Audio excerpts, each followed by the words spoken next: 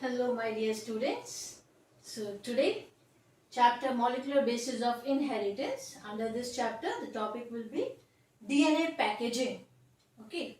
Now in prokaryotes, so we will study here DNA packaging in the case of prokaryotes and in the case of eukaryotes. So first one, prokaryotes. Prokaryotes are the primitive cells. In prokaryotes like E. coli, a well-defined nucleus is absent. Okay. So, DNA carrying negative charge is held together with some proteins and that have positive charge. So, DNA is of negative charge and the proteins which are present there, they will help in the packaging. They are of positive charge. Okay. In a region known as nucleoid. Okay. Now, the DNA in nucleoid is organized in large loops held by proteins. Okay, so here I have used one term, nucleoid. What is this nucleoid? It is an irregular shape region within the cell of a prokaryotes that contain all or most of the genetic material, because in the prokaryotes the well-defined nucleus is not present. Okay, in addition to DNA, the nucleoid may also contain RNA, proteins and enzymes that can be used for cellular processes. So this is the way the DNA packaging takes place in the case of prokaryotes. Fine. So what happened? Here the DNA negative charge and few proteins that is of positive charge, and they are present in the region that is called nucleoid. Okay. Now, in eukaryotes, well-defined nucleus they have. Nuclear membrane is there. So, in this packaging of DNA is rather in a complex way. How? So, I have written here this whole process, how the DNA packaging takes place in eukaryotes point-wise, so that you can easily understand. And if you will note down all the points, if in the board exam they ask how the DNA packaging takes place in the eukaryotes, you can write that answer point-wise, because always whenever you write the answer, when you will study in point-wise, that is very easy to understand. Okay. Now the first point for this, histones, that is the proteins, are used for this purpose. They are with rich amino acid residues such as that is lysine and arginine. Okay. Now they carry the positive charges in their side chain. So protein, that is the lysine and arginine, this rich amino acids, and they carry the positive charge. Right? Okay. Now each histone is the protein. Each histone has 8 molecules. And these molecules are organized to form histone octamer. Okay, these 8 molecules, see I have drawn here one diagram, that is H2A, H2A. So 8 molecules means 2 molecules of each, 2 molecules of H2A, 2 molecules of H2B, 2 molecules of H3 and 2 molecules of H4. So histone has 8 molecules. Here you can see 1, 2, 3, 4, 5, 6, 7, 8. Okay, and these molecules are arranged to form histone octamer. This is the histone octamer. Okay. Now, histones form a positive charge envelope in which negatively charged DNA is wrapped. Here you can see these are the positive charge histone, and on that DNA is wrapping. This blue color line I have shown here. Okay, and this together form a nucleosome.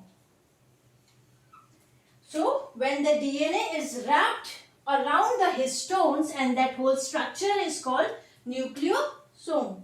Now next, nucleosome present in the nucleus, and they appear as if beads on string. So when you see this structure that appears like this, beads on a string. Here I have drawn the figure and I have labeled that this one is a core DNA. This is the nucleosome. This one bead is that is a nucleosome. There I have drawn the structure. And between these two nucleosomes are joined together by the linker DNA. Fine. Now nucleosome appear in the nucleus. They appear as if beads on string. DNA is wrapped around octamer of histone by taking 1 and 3 by 4 turn that wrapped around the histone. Now this DNA is called core DNA. Which DNA? Here. This DNA which wrapped around that. So DNA is called core DNA consisting of 146 base pair. So core DNA is having 146 base pairs. Now adjacent nucleosomes are linked with linker DNA and consisting of 54 base pairs. So these nucleosomes, they are joined together, they are linked together with the help of linker DNA. And even this linker DNA is having 54 base pairs. Now total diameter of the DNA string is 20 angstrom. In the linker region, H1 histone is present. Here you can see I have drawn here. This is H1. So linker DNA that is having H1 histone. And each nucleosome has 200 base pairs. This one. 200 base pair each nucleosome have of DNA helix. Next, nucleosome, one more fiber is there, that is solenoid fibers. So nucleosome and solenoid fibers are seen only in the interface nucleus. What is this interface nucleus? Interface stage where there is a gap between the two successive cell division. Fine. So they are seen only in the interface nucleus. Now during further phases of cell division, chromatin fibers of 200 nanometer are seen, which later condensed into 700 nanometer wide chromatids. So further phases of the cell division that will condense.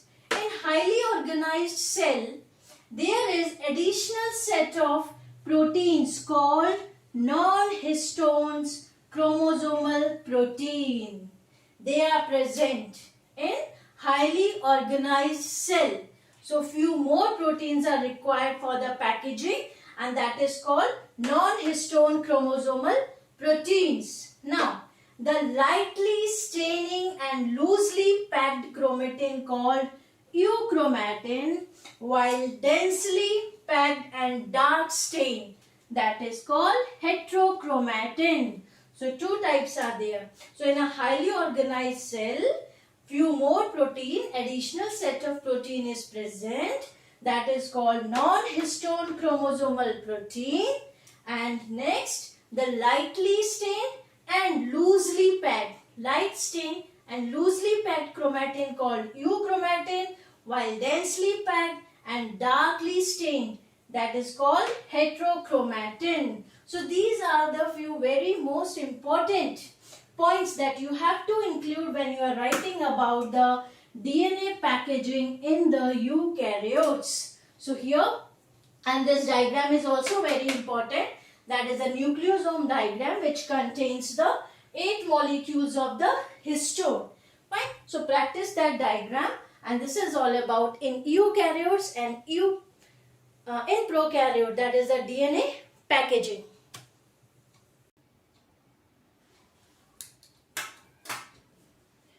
Okay, now after packaging of DNA in prokaryotes and eukaryote, now the DNA replication. Right?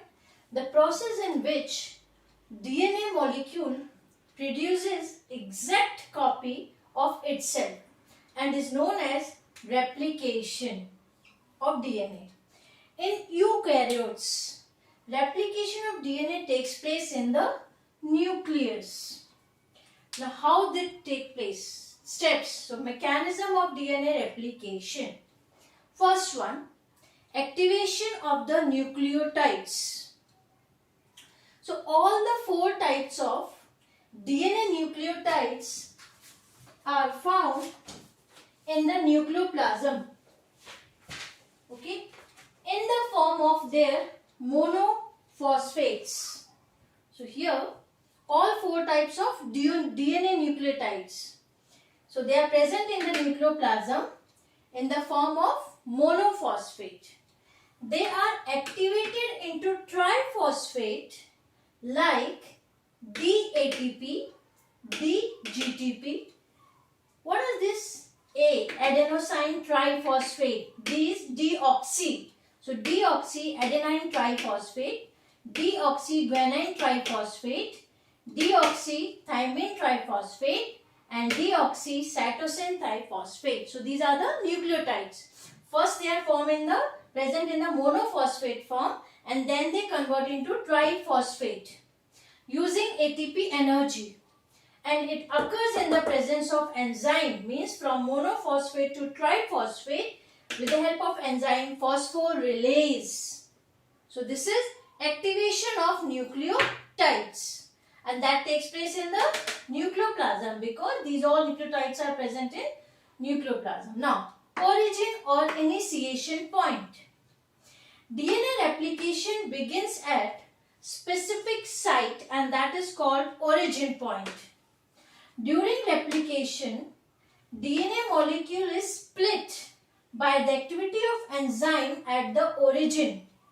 Here, I have drawn the diagram also. It initiates breaking of hydrogen bonds between the two strands. So, first formation of origin or initiation point. How? That is by breaking the hydrogen bonds between the two strands. So, this one is origin or initiation point. Now, third step, unwinding of DNA strand. First the origin formation, then unwinding. Now, how this takes place? After the activity of endonuclease enzyme, the strands of DNA are free from each other but not separated. They are only free but they are not totally separated. The separation is done by DNA unwinding protein, that is helicase enzyme. Fine. So total unwinding is done by helicase enzyme. Now DNA molecule appear as Y-shaped structure, and that is called replication fork.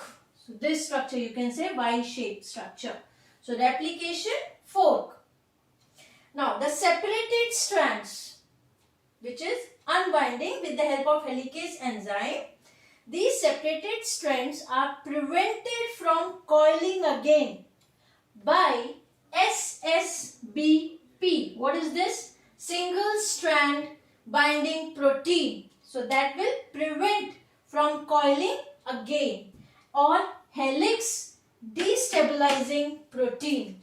So this will help to that separated strands, they will prevent to coil. From coiling they prevent what? SSBP. So that will unwind and remain separated.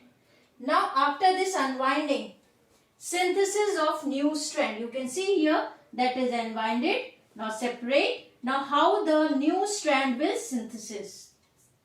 Here. Now each strand, separated strand, act as a template. So this one, parent DNA, replication fork, this strand and this strand will be called as a, or will be act as a template.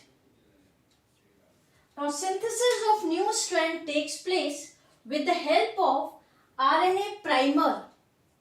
Now this RNA primer synthesis is controlled by one enzyme that is called RNA primase.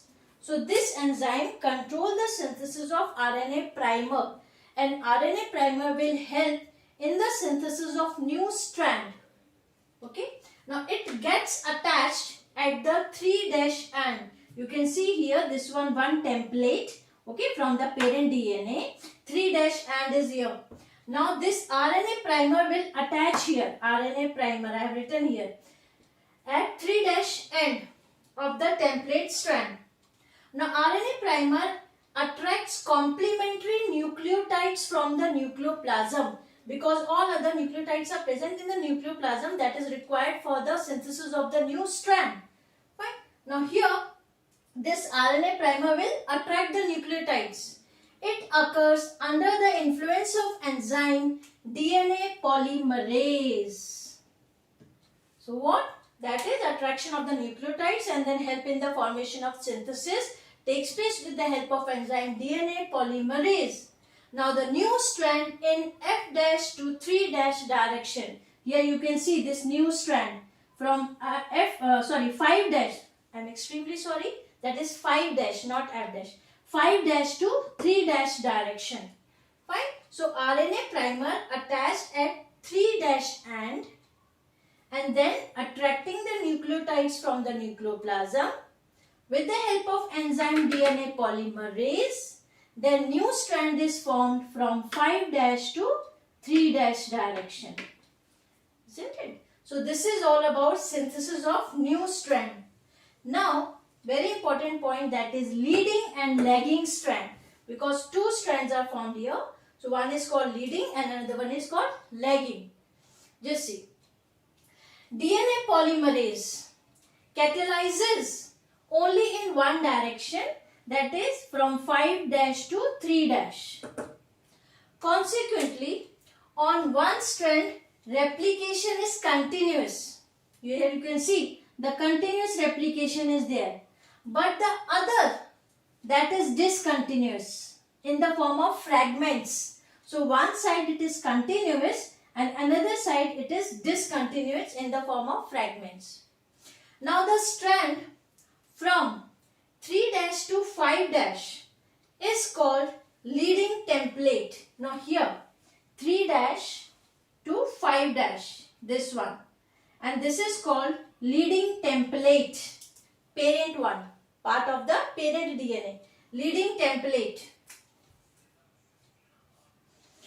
And its complementary strand, means which one, new one, is called leading strand. This side, this is leading strand. So complementary one, leading strand, and the main is the leading template. It is continuous. You can see here leading strand is continuous. And this construction of continuous strand is little bit faster rate. Continuous and that faster rate. Now the other strand which opens from 5' to 3', 5' to 3', this other strand. And this one is called lagging template. This one from the parent one, parent DNA, 5' to 3' is called lagging template, and its complementary strand is called, here you can see this one, that is in the form of the fragments. So that is called Okazaki fragments of lagging strand.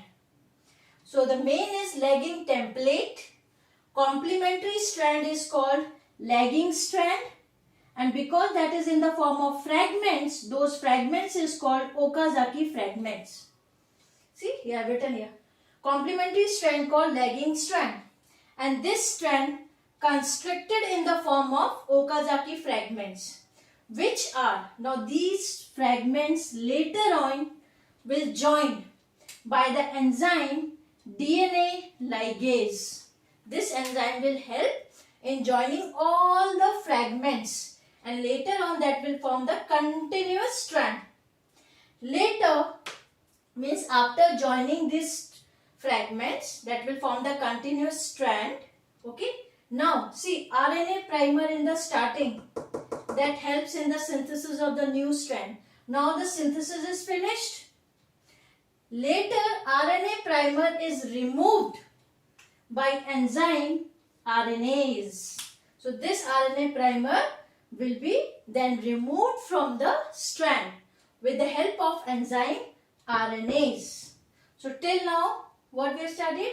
First, activation of nucleotide, origin of the point, origin initiation point, then unwinding of the DNA strand, then synthesis of the new strand with the help of the RNA primer, then leading and lagging strand. Leading is the continuous, lagging is the discontinuous in the form of Okazaki fragments, and later on they will join to form the what? Lagging strand.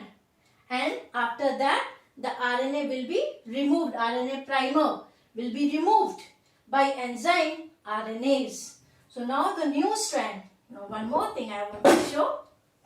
See. So after the leading and the lagging strand, the last step for this replication is formation of daughter DNA molecule. Because now both the strands are ready. The new strand as well as the old one is there. Now how this formation of DNA molecule take place now? Simultaneously, means after the formation of the strand, both the strands undergo coiling and two identical daughter DNA molecules are formed at the end of this process. So after formation of the strand, they will undergo coiling and then we will get the new DNA molecule. Now after replication of each DNA, each DNA has one old and other new strand, isn't it? One old, other new. This one is old, this one is new. It shows that 50% of mother molecule is retained, is conserved there, while remaining 50% is newly constructed. Right? So 50% from the mother DNA and 50% that is newly constructed. Hence, this process is called, which process? Replication process is called semi-conservative replication, because 50% from the mother DNA retained there. Fine. So semi-conservative replication. Later on, that is Michelson and Starr, these two scientists, 1958, they experimentally proved the semi-conservative nature of the DNA by using heavy isotope of nitrogen, that is N15, and E. coli. So with the help of these two, they proved that DNA is having the semi-conservative nature. So this is all about the eukaryotes, replication in the case of eukaryotes. In prokaryotes, as circular DNA is present, so there is only one origin because circular DNA, and the replication is called theta replication. In which case? Prokaryotes. Fine.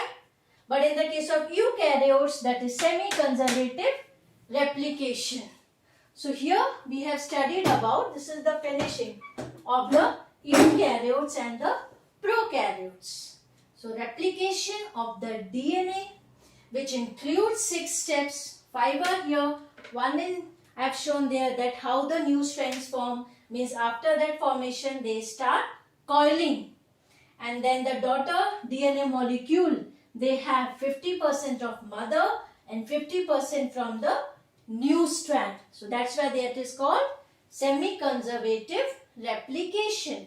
And in the case of eukaryotes, and this replication takes place in nucleus. Okay. So this diagram is also very important. So just have a look of this one. Thank you.